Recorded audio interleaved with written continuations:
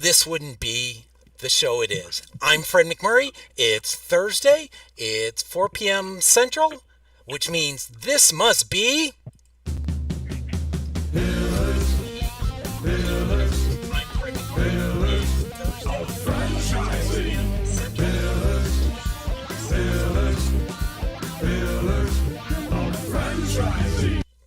Yes, folks, it's another great Thursday. I'm with my co host Ray Pillar and Elizabeth Denham. It's time to talk weather. And then we'll get to our cool guest, Lori Ruff. But Ray, Elizabeth, how you doing? Good. Good. How are you, Fred? It's hot here in Aurora, Illinois. It's hot, and it's going to stay hot for a while. And not looking forward to it, but it's crazy weather. It's July in Chicago. What else would you expect it to be? Exactly. Yes. It's 93 and a half degrees right now, and I expect it to go a little higher before the end of the day. Too hot to do anything outside. So, how are you, Elizabeth? Good. It's hot here too in Alabama. We're in the 90s. My weather app says it feels like 102, and I believe it. So the only thing you want to do outside is get in the pool, but our pool water has actually started turning warm, which is a little early in the year. Usually it's August. It's still not, bath water yet, but getting close. Close enough. Yeah. What about you, Fred? Well, if you look in my background, you'll see what it's been like most of the day. Mid to high 60s, overcast, foggy, gray weather.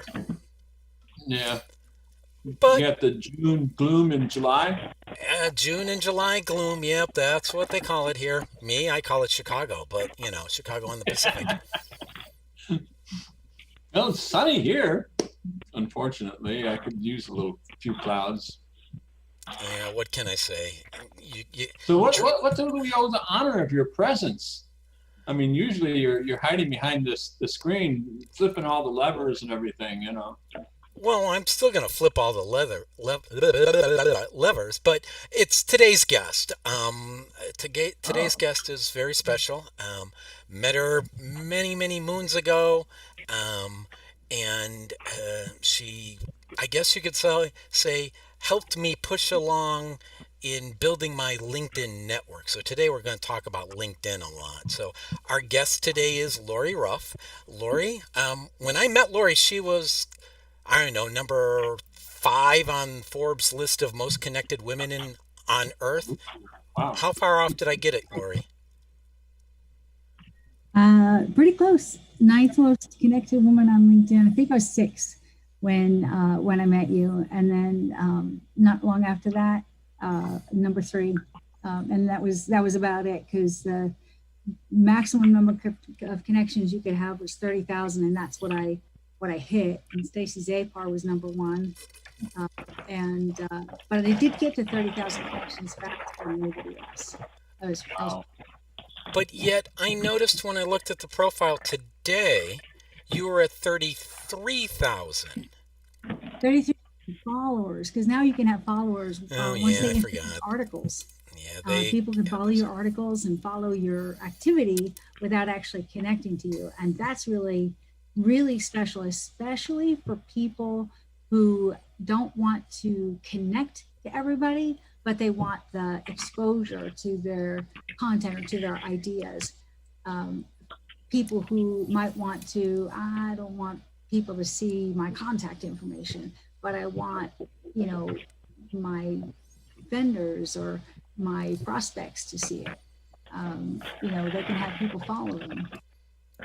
That's pretty nice. You can set that up in the settings. If you're not full connected, you can change your settings. All right, so we've already started into the LinkedIn talk, and we have to, I'm sorry, I got to reel us back because Ray needs to ask a question right away. Yeah. Where are you at, Lori? Yeah. Well, 90 degrees. Yeah, in the foothills of the Blue Ridge Mountains, the Blue Ridge and the Rocky Mountain Appalachian all come together right in this region. And the the James River flows through here. So it's a beautiful, beautiful place. We never get really severe weather unless it comes up from the south, and every now and then it does. But it's gorgeous. It's a little humid today. It feels like 91.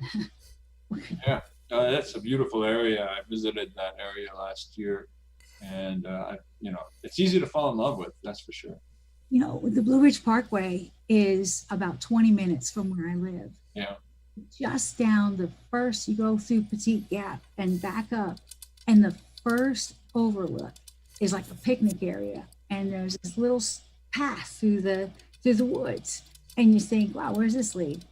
You go about 100 feet, and there's this big outcrop, and you walk up 2 steps onto the rock, and you've got a view of the Shenandoah Valley. You can literally see all 3 mountain ranges. You can see West Virginia and Tennessee, and of course Virginia. You can see the Smoky Mountains from there.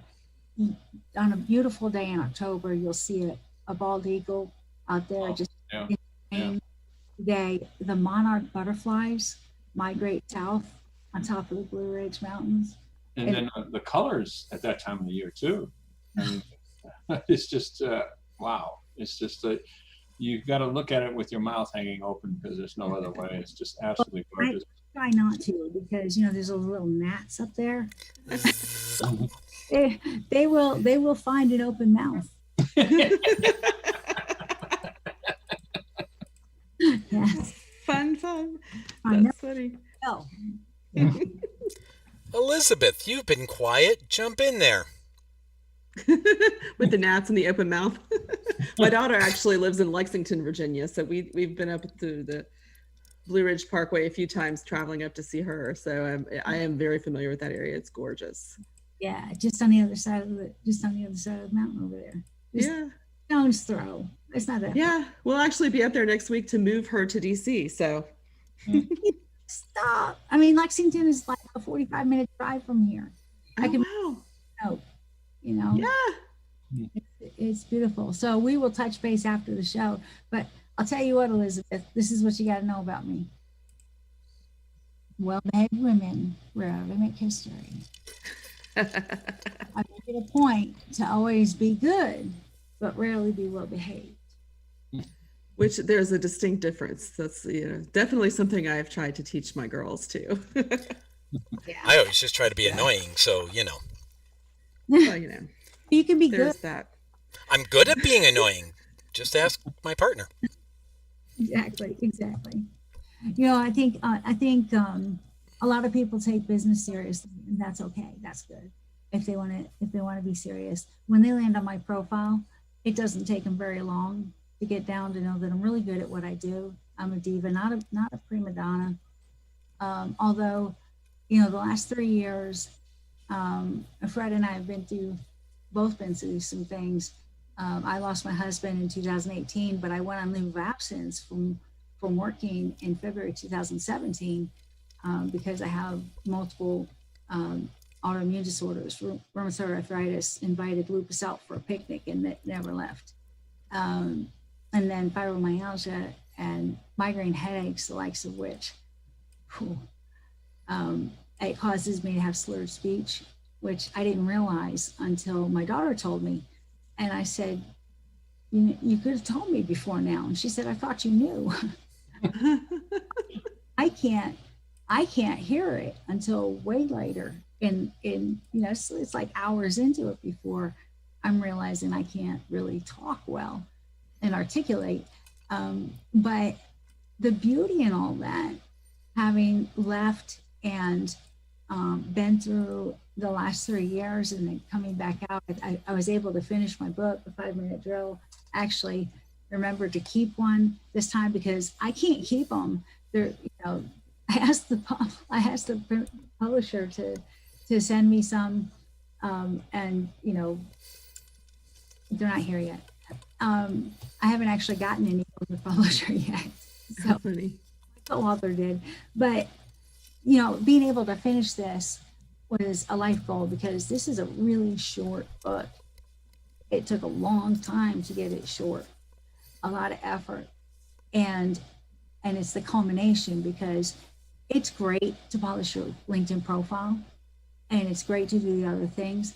But if you especially franchise owners and executives and business owners and salespeople, people that are like, go, go, go, get this done, done, done, can get in there, get something done that's of value, and that's going to make something measurable happen for them and meaningful happen for them, and get in and get out and get on with your life and your business and the next thing, then that's something that I think people will say, yeah, I'll invest, $9.95 for the book so I can take it on the plane, or I'll invest 20 minutes to make this update to my profile so that I can get on with this 5-minute drill. And I actually sent you the 5-minute drill outline. Call me crazy or not well behaved, but the 5-minute outline is right in the front of the book. It's the first thing that we give people, because if you've already got everything done and you sort of know LinkedIn, but you're like, what's the 5-minute drill? You can go in and read it. It's 2 pages, and put the book back on the shelf. And if you've got it, have at it. Okay, so that brings one question to my mind. And do you know what that question is? Ray, do you know the question that's on my mind? No, I don't. I'm not Wow. reading your mind today for some reason. Too blank. Elizabeth, do you know what the question is on my mind? I do not know what the question is on your mind, Fred. All right. What is the question? All right. I think you've got to look it up. So, these are all books that have been given to me by guests, and they've all been signed by the author. So does that give you a hint of what my question is? Can I send you one? Now we're getting there. Now, don't Ray and Elizabeth feel silly not knowing that question? Oh, gee, Fred, I don't know. I actually already have an envelope with your name on it. And I've got about 15 envelopes already addressed with, look at me, Fred. I've got about 15 envelopes already addressed to my best friends in business, the people that my business forward, and you did. I remember when Mike and I were first, wrote our first book, Rock the World with Your Online Presence, Your Ticket to a Multi-Platinum LinkedIn Profile. Mike O'Neill, LinkedIn Rockstar, real tickets. Those were his ticket stubs on the front of the book, right? And you brought us into Chicago and helped us get us known in the business network there and stuff.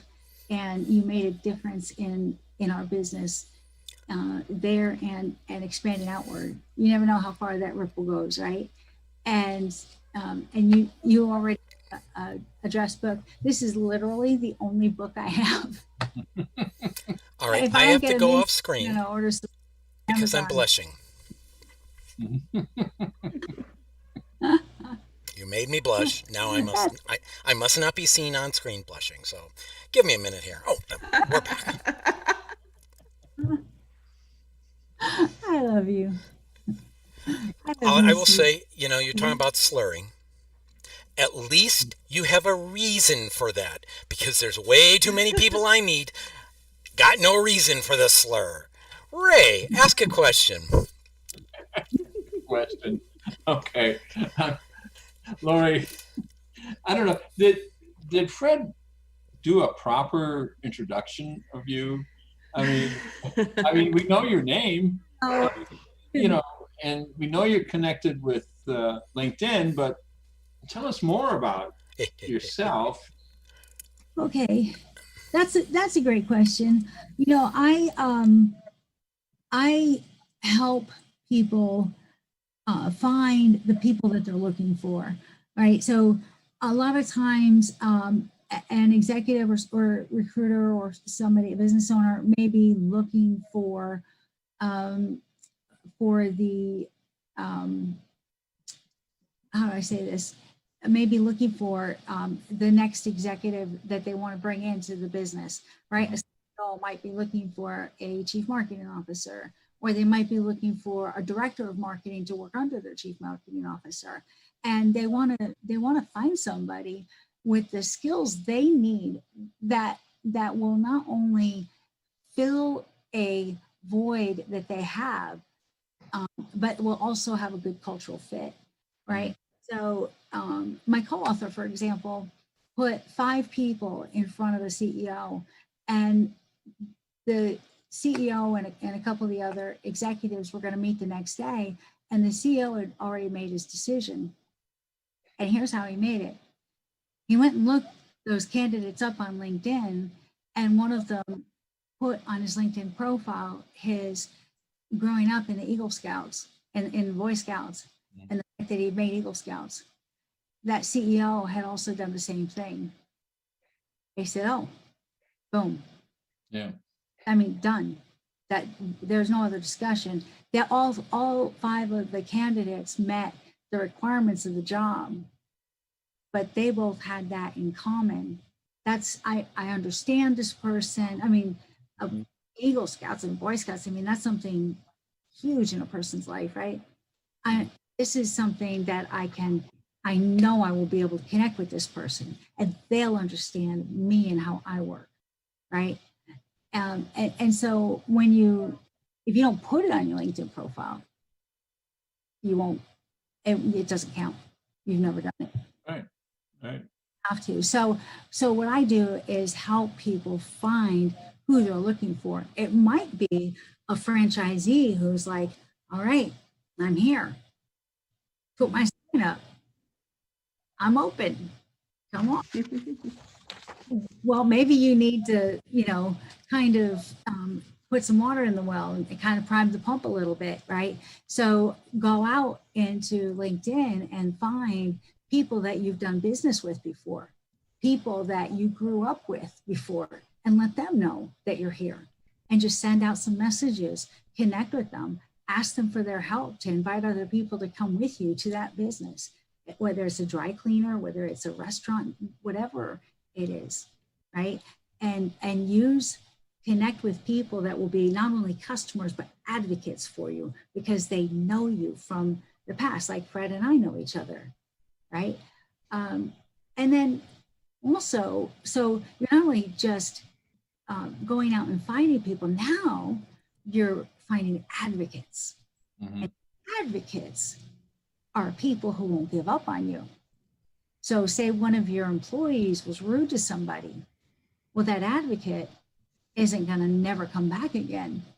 The advocate is going to give you a call or say, look, I know the owner, and I understand that you must be new, or that maybe you're having a bad day. Why don't you check in with your manager and see if you can take 5. Yeah. To quote a, not to be forward there, but to quote the book, there's moments in here.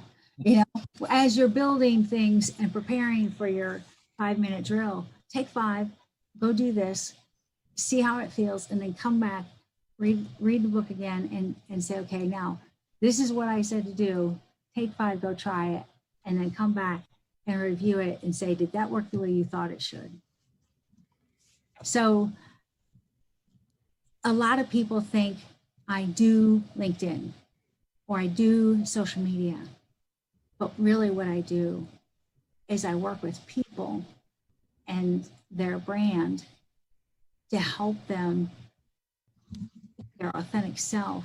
Sometimes they're more authentic self than they even realize that they are. People don't always recognize their true identity, right? And I help them portray that to their audience in a way that their audience will see how brilliant they are and how special they are. And then say, wow, that's the place I need to go. That's the person I need to work with. And it'll build brand, it'll build the audience, and it'll build brand loyalty. Well, and what's interesting to me in reading over your 5-minute drill outline is because I've used some of these same techniques. I did it on Twitter. I wrote a book a few years ago about my divorce and horrible online dates after that. And it was a humorous book. So I engaged on the Huffington Post page on Twitter, and just started commenting. But I think one thing that people don't always understand is you don't just slap your links up there like, hey, read my story, hey, read my story, hey, read my story. I got on there and I would comment about, hey, I hated that you went through that, or I have a similar experience too. How did you handle it? And then every now and then I say, oh, here's a story that's kind of like yours. Take a look and read this. And it was time consuming to get that level of engagement. But I think I ended up having a blog on the Huffington Post for 5 years because I engaged rather than just pitched. Right. Would you find that that's what you're talking about in this, Jill? You talk about liking and commenting and being an intelligent person, and yeah, exactly. It's more than the pitch. It's if you pitch, you're dead. Yeah, really for you, and you pitch enough, they will stop looking at you. Period. Mm-hmm. Forget another chance, because they'll just ignore you or block you or say this doesn't interest me, and you'll stop showing up in their feed. Mm-hmm. Exactly. You said that was time consuming. And so this is a 1 hour read. Mm-hmm. I mean, it's not very long, but it'll probably take you 20 hours to prepare and get to the point where you've got that 5-minute drill. And so what's intended is when you get, before you start in the morning, do these things, it'll take 5 minutes, or maybe 3 times a day, or before you go to lunch, or when you come back. And do that engagement, because that makes you human. And I cannot believe I'm about to say this, but like people have figured out with COVID, there's a real person on the other side of that computer screen. Right now, we're talking in sync. I say something, you say something. By the way, I love what you just said. On the blog, on Twitter, that's asynchronous. You said something, they reply. Mm-hmm. You reply. And so, the reason that the take 5s are in here is, we give people instructions like, check your feed. So the first morning, you might want to spend 15 minutes checking the feed, seeing people that what are they saying? Go read if there's a link there, go look at it and read it and comment there, and then come back and comment on the post that they did, so that you really get a feel for, what does this feel like in person, in live doing this? Just like when you first started business, if you were in college and you did an internship, or you first started and, you went around with somebody to figure out how this job works, it was a little bit more time consuming. But if you can do, that one step for a week, by the end of the week, you've got a feel for the flow. Oh, okay. I can go, okay, they posted an article. Let me go glance at it. And you scan the article, you get an idea for what they wrote. You make a comment, come back, make a comment. You can do 2 or 3 posts that have articles in 2 minutes. Because if you know how to scan, read for scans. If you don't, if you're not that fast, then just do one and make a post and comment on the post. But people see that you're not just, hey, great post. If you go in and actually scan, like you said, and pull out a little nugget somewhere from the article, then what you're doing is showing them that you took a minute, you read what they posted, you're engaging with their content, not just with them. Right. And it's not all about you. And I think that's when people begin to trust you. Do you think that's true? Yes, absolutely. Yeah. The way that I became the most connected, and also that Mike and I became the top LinkedIn trainers and superstars. We trained LinkedIn trainers, but way back, remember, Fred, when it still hadn't been decided if it was social media or new media or what it was going to be called. And what do we do with this whole LinkedIn thing? There's Facebook and Twitter and LinkedIn, the social media and LinkedIn. And it was always and LinkedIn if they mentioned it, right? And And it's even then though, you couldn't just talk about yourself. You didn't, in a networking event, you couldn't there. So we would talk about other people and about the great content they had. And so we were known as people who knew all the other LinkedIn trainers. And sometimes people would ask me about somebody and I'd say, have you seen me talk about them? And they'd say no. And I'd say, there's a reason. You know, if I'm not talking about them and I'm not sharing their stuff, I probably don't agree with what they wrote or their content, right? Because I don't want to be disagreeable, and I'm not going to start an argument in Twitter or Facebook or anything. God, I used to love starting arguments. Why I leading up to this, I've been listening to the shows and things, and I'm still I've got one more surgery coming up. I'm still kind of getting my health completely back together again. I praise God for the healing that he's done in my life. But, I've been listening to the shows, and I fully intend to continue to share the show, both on Twitter and on LinkedIn, because you guys put out great content. First of all, it's a lot of fun, and Fred is nothing if not fun. And I remember the shows that you do with Mike Bowler, and standing there trying to be interviewed by Mike Bowler without laughing because he was just so big. And but we developed such a love and such a deep friendship with you guys, and it just seems so cool to be able to honor it again. As I come back out and start to engage again. And what's neat is when I came back out and started being active on Twitter and stuff again, I'm still one of the top 100 influencers and online I forgot online something, but I'm like, really? But people are still, if they stop following just my business advice and they started following me personally too. So as I continued to follow my personal journey and post that, people continued to follow me. I'm just shocked at how many have. I guess I shouldn't be, but when you go out and love people, they love you in return. That's right. Mm-hmm. All right, and on that note, we'll come back to the comment earlier about selling as soon as you send your invite, where they're actually now starting to send their invites, and we'll come back to that in a bit. But for now, we want to thank FeedSpot for listing us in the top 20 franchise podcasts you must follow in 2020. Ray, where are we ranked? Number 1. We're number 1. Yay. Okay. Reminder that Caffeinated Connections is now virtual every Tuesday from 7:30 a.m. to 8:45 a.m. That's Pacific. So everybody east of here, it isn't as nearly god-awful in the morning as it is for me. So come have coffee with me on Tuesday and I'll crack you up. Now, word from a sponsor. Hey, franchise owners. How's your local marketing? Do you feel like you could use some help keeping up with your social media posts and comments and reviews?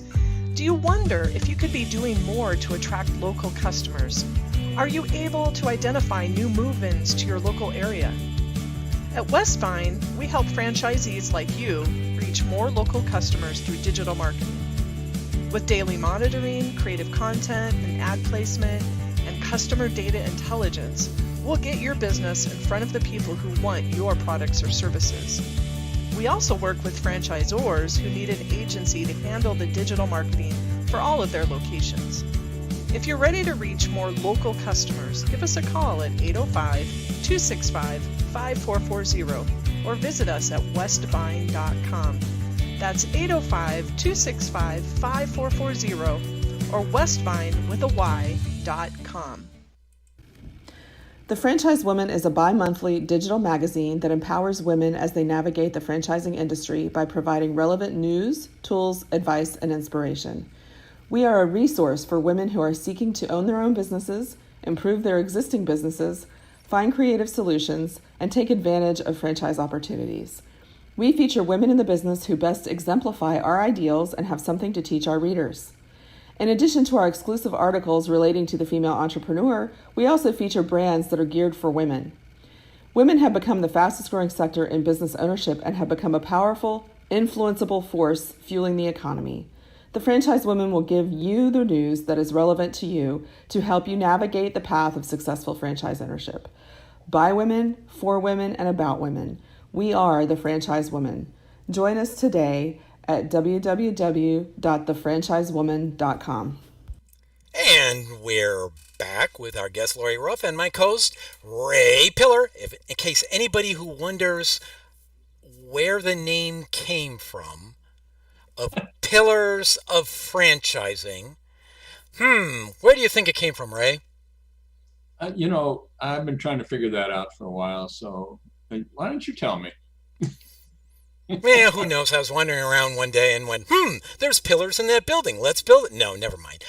And my co-host Elizabeth Denham. And so I've noticed in LinkedIn a lot lately, it's gotten bad where I'm getting invites and they're selling me in the invite.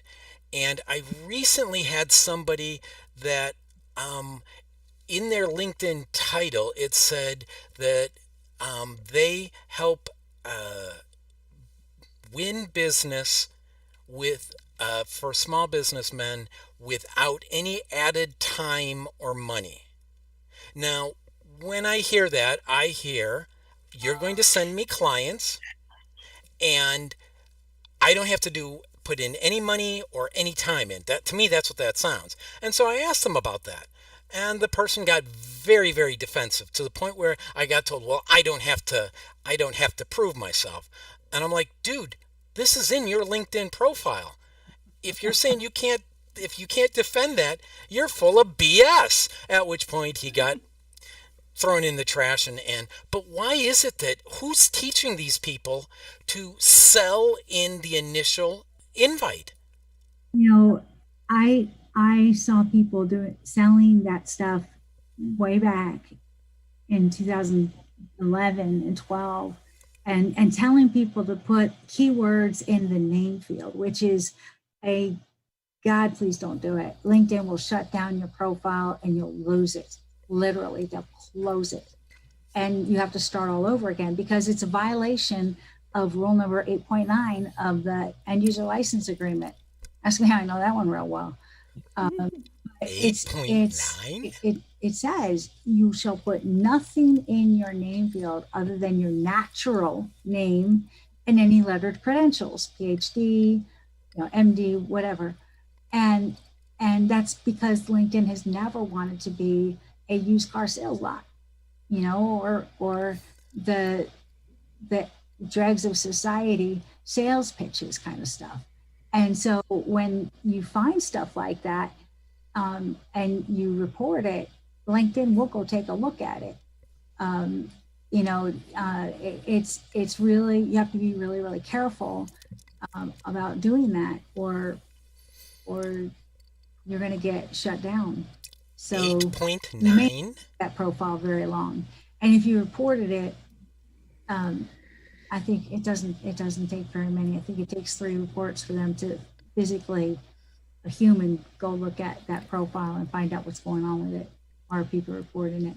No, I was just happy calling him a BS person, then blocking him. I proved my point. But 8.9? That's scary. Yeah. Ray, you got one? You got a question? I do. I'm thinking about LinkedIn. LinkedIn's been around for a long time. And I started to get involved with LinkedIn when I was looking for a job. And at that time, it was pretty much strictly, you posted on LinkedIn if you wanted a job. But what I'm thinking, though, about, it's obviously evolved quite a bit and it's changed a lot. I was a member of the local job club, and there was a lady there, and she reminds me a little bit of you. She was a matchmaker. And I think that's what you're doing in reality is matching people who either have talents that are needed, or they fit some personality profile. And this lady was such an expert at this that you'd go to the job club if you're looking for a job, and you'd give your elevator speech. You stand up and give your elevator speech, and around the table, usually about 15 or 20 people there, and she would say, "I know exactly where you need to go, and here's this guy's name and phone number, and he's looking for this." And she would do that with just about everyone who gave an elevator speech at that table. And she was tremendous, and it was all up in her head. And for some reason, she reminds me of you. And are you doing something similar in LinkedIn? No, and actually, it's interesting the way you describe LinkedIn too, because LinkedIn was never made to be a job board.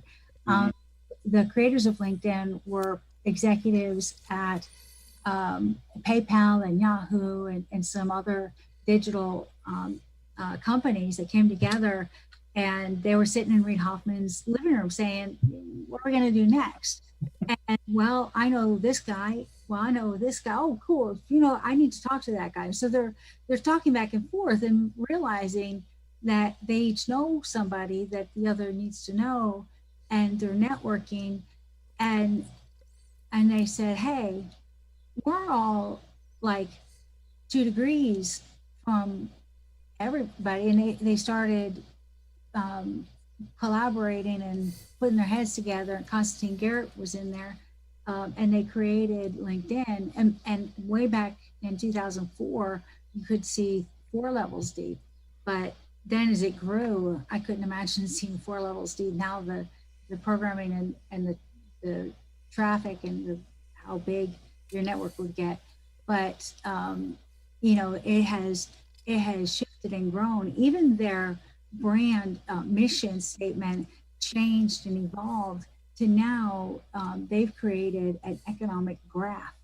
And if you look at the economic graph now, I helped them announce that back in Raleigh in 2013, I think. You look up an economic graph now, and LinkedIn owns it. They want to have if you look on LinkedIn, they want to have every job represented, every skill represented to do those jobs, every educational facility, university, college, every kind of job, educational place to learn those skills, to do those jobs, and then the people. And so now you can look at somebody on LinkedIn and say, "Hey, I want to be like Lori when I grow up. How did she get?" Heaven help anybody who tries to figure that one out. I want to be like Ray. How did he get to be where he is? I want to be like, I want to be the president of Steers, if they're still in existence then. Programmer. I want to do this. Yeah. And so you can look at somebody's career, and now a lot of places are looking at, these are skills that are going to be needed in the future, and these are the people that have those jobs now, and how did they get there?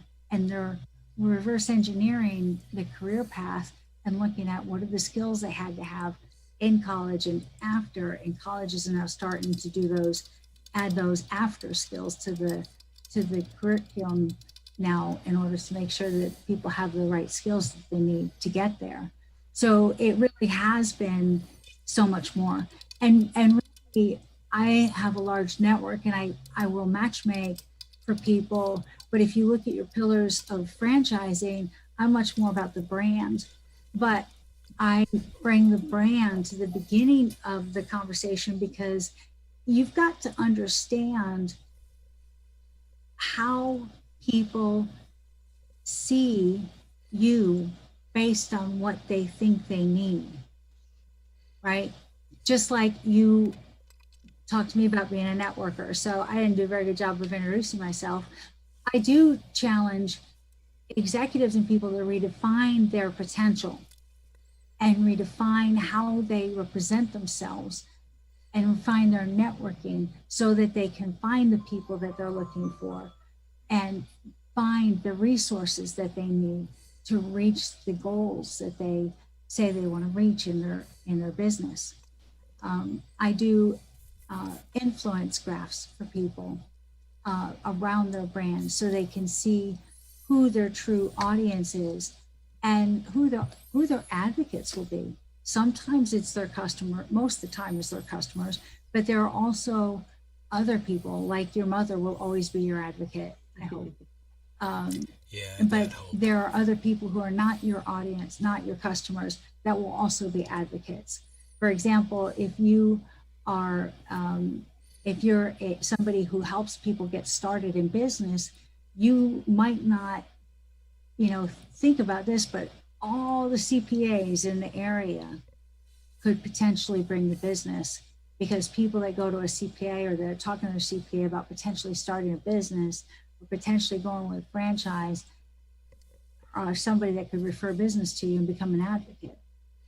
And then there are influencers. So who else do your customers listen to? For example, I'm on your podcast today because I know a lot of people who are going to be, interested in buying the book, LinkedIn, the 5-Minute Drill for Executive Networking Success, and who may want to follow me and, find out what I'm going to be up to in the next few months, and then the few months after that, and then the few months after that as I continue to heal.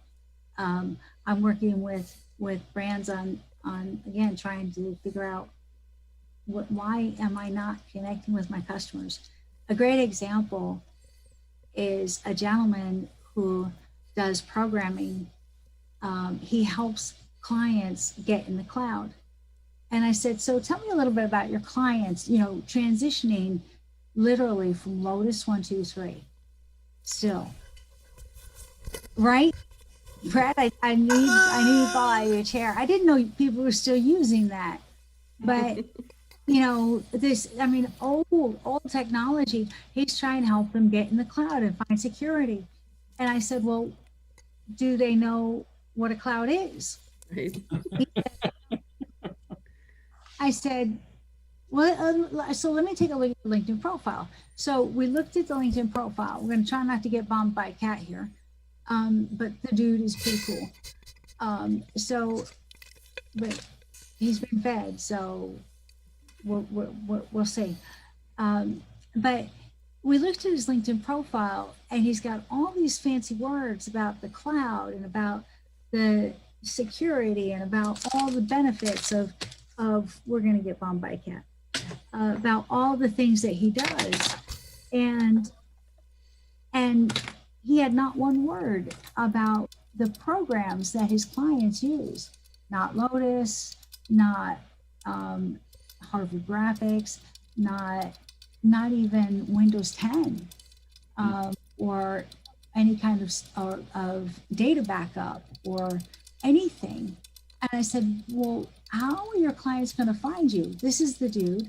He's a 3-legged 13-year-old cat who loves me because I groom him, and he snuggles with me when I have migraines and other various times during the day, usually as it gets close to 5 o'clock and it's time to feed him. Anyway, I tried to feed him earlier, but the whole routine of getting up didn't really, I guess he's still under the routine. Maybe he'll just lay down. So Pillars of cat. Is there, right? So how are people going to find you if you are not using the same language that they are? Mm-hmm. So even if you don't like those things that they're using and you're trying to get them away from those things that they're using, you have to use those words that they're using in order for them to find you.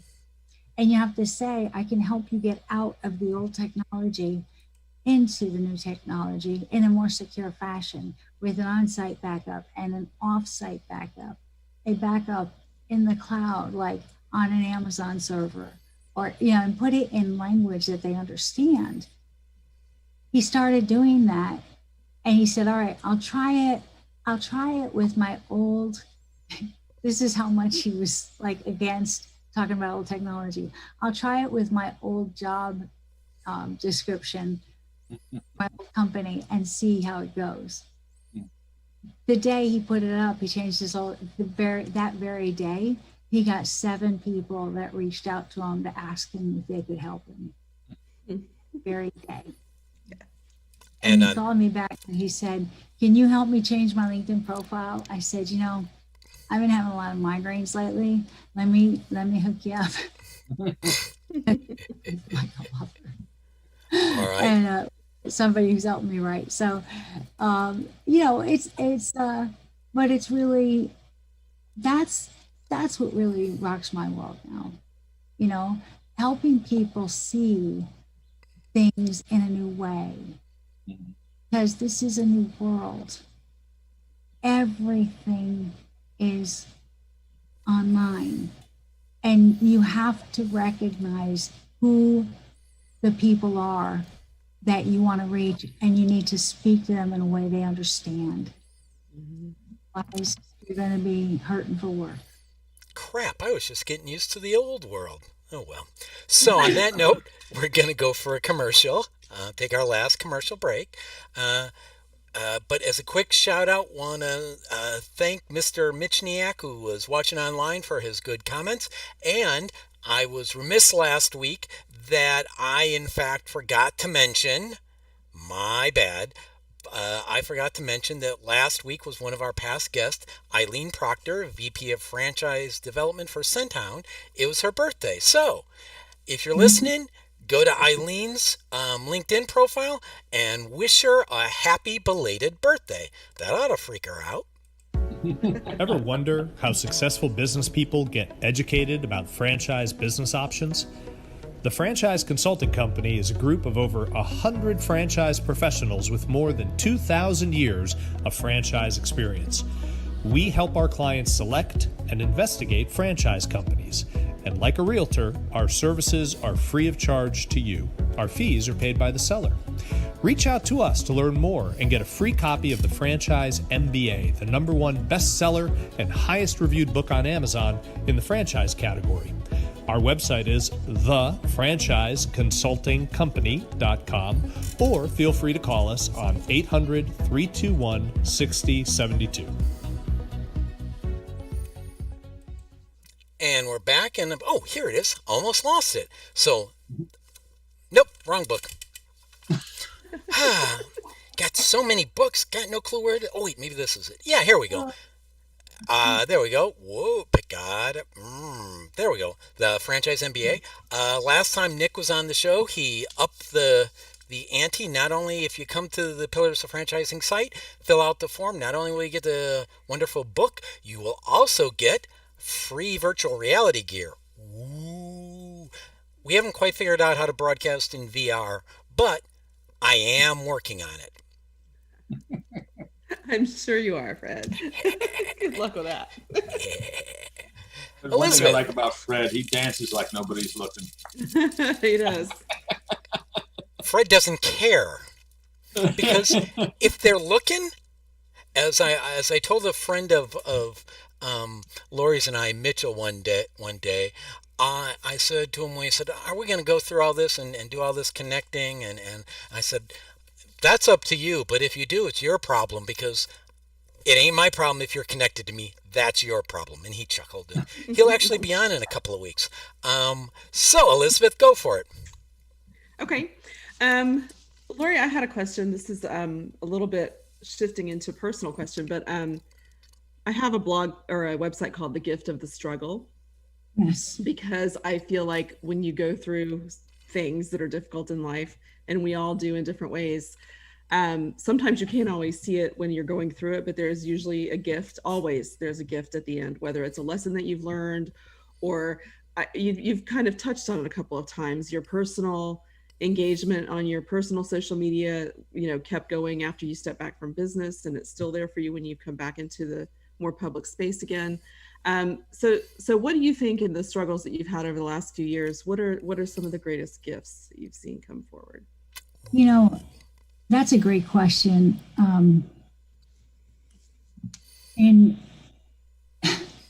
I recently was asked if if I, because what are you going to be doing in a year? And I'm like, I couldn't see it, I couldn't see. I was just still kind of caught right where I was. He turned the question around and he said, well, in a year or 3 years, imagine yourself there. He said, so wait a minute. He said, hold on. He said, imagine a year from now and you're standing there and we're having this conversation again, but it's been the best year of your life. Now, January of 2011, it struck me in July of 2010, but January 2011, I was told I had rheumatoid arthritis. It was incurable. And it was also incredibly aggressive with me. And I thought, oh my God. And January of 2011 was at that time the worst year of my life. And then 2012, somebody I know, I was with him at his home and I found his dad holed up in his den and he had tried to commit suicide. It was in July, and then in October my dad died. And so 2012 became the worst year of my life. And then I continued to struggle. The thing is, people were always kind to me because they could see my walking stick, they could see the pain, my wheelchair. And so they were kind to me. There's so many people that hurt that much, but you can't see it because they can hide it very well. And so people aren't as kind to them. But then 2017, when I went on leave of absence, it was such a struggle to recognize that it wasn't just going to be a few weeks or a couple of months. It took me 6 months before I was sitting down with my mom and I asked her what was for lunch. And I realized that was the first question of the day. And it wasn't about business or about medical stuff. But 2018 opened with me learning that my position had been terminated. And so I had no job to go back to. I found that out on the day that I knew I needed to take my husband to the emergency room because he was jaundiced. The job ended on January 15th, and my husband came home from the hospital on January 16th. I was in a wheelchair full time. They thought, the insurance company thought that that was a safe home environment to come home to. He died on the 30th. My dear friend died 2 weeks later. The dog died on March 23rd. I was taken to the hospital for malnourishment on the July 4th. I'm pretty much kind of conveying that 2018 was the worst year of my life. And I was like, the person that could like tuck it and take it and move on and continue, for some reason, all of a sudden, I couldn't anymore. And somebody described to me what's called the hurt pocket, that especially people that, tend to be upbeat, there's a pocket in our heart that you take it, you tuck it away, you tuck it away, you tuck it away. But at some point, that pocket fills up and you can't, it just all comes out. And that's what happened in 2018. And so the gift, though, I went to a prayer conference after I got out of the hospital and rehab and started getting my strength back. Somebody drove me, and that kind of gave me a new,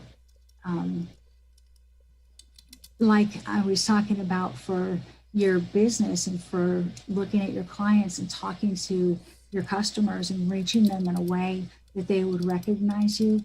That prayer conference gave me a new way to recognize my faith and my relationship with God, my relationship with Jesus, and my relationship with the Holy Spirit that lives inside me.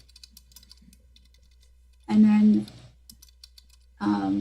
in 2000, the end of 2018, I moved into a new apartment, and I've just had infection after infection. I've been sick, like, okay, I'm done being sick. Yeah. But through all that, the prayer and the learning about scripture and having the pages of the scripture get up off the page and dance with me when I was alone and discouraged and thought I couldn't go, and having God say, I will hold you in my righteous right hand. Isaiah 41, 9 and 10. I'll hold you and not let go. And so now, coming out of all of that, this is going to sound, I had to tell you all of that to say that now the answer to that question, to go through all of that and be asked that the potential that the best year of my life might be in front of me. Mm-hmm.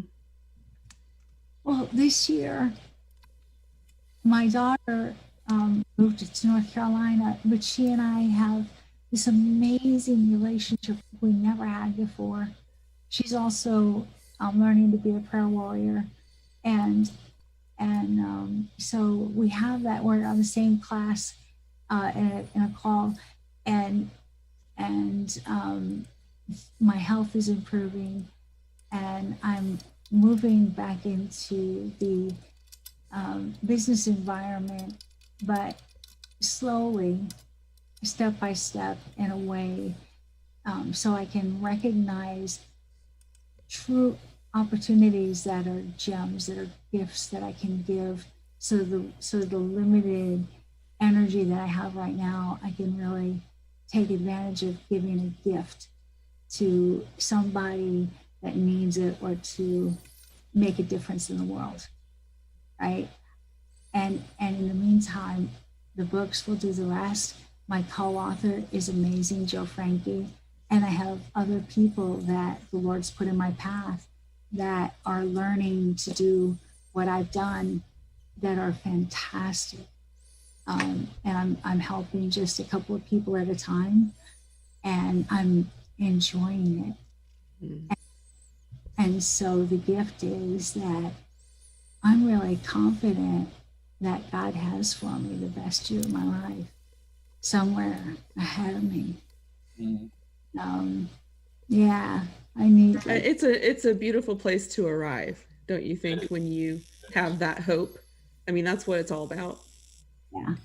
It's amazing how one begins to feel once they realize that God is in control. Exactly. And the dude, this little guy, I adopted him in November of 2016, just before all of that started. He's got 3 legs, and he had stomatitis, active infection in his mouth. And I thought, well, I'm working a great job. I can take care of a old cat. And when I have a migraine, he won't mind, laying with me. He's not going to be playing. He's pretty good at playing, though. He can tear across the carpet really fast. But we got that stomatitis taken care of, and I groom him every day. And so we've got a real special relationship, and he's a real gift. Okay. And he had heart trouble, and we're running out of time, folks. So Ray, get your last question in there. Okay. So quickly, Lori, what message do you feel that people need to hear, and as short as possible, need to hear from your visiting with us today, and how can they find out more about that? How can they contact you? Well, I thank you. I sent you the 5-minute drill outline, and so my contact information will be available on your show page. Right. I'm easy to find on LinkedIn too. Lori Ruff. Ruff.com goes to LinkedIn, to my profile. But I want you to think about your pillars, and improving the brand is pillar number 5. That means improving the brand is pillar number 5. Starting with the brand is at the beginning, and making sure that you know who you're talking to, and that they're going to hear what you have to say. Make sure you know who your customers are and that you speak the same language as them. I think that's the most important thing. And then that 5-minute drill outline that I sent you guys have been reading off of, that'll be available on your show page as well for people to download. But I'd love for them to buy the book, 5-Minute Drill, LinkedIn, the 5-Minute Drill for Executive Networking Success, everywhere. Ebooks, Amazon, Barnes & Noble, Books A Million. It's available everywhere. And let me know if you'd like the 5-minute drill for franchisees or for students. We're going to be doing more of these. And I'm looking forward to hearing from anybody that has a question. Thank you, Lori. All You're right. a fantastic guest. Thank you very Absolutely. much. Thank you so much for sharing all that. You've Thank taught you. Ray more about LinkedIn in the last hour than I have in the last 9 years, but that's beside the point. It's true. It's true. Thanks to Lori Ruff, our guest, and my co-host Ray Pillar and Elizabeth Denham. This has been my favorite song. You can play air guitar pretty good.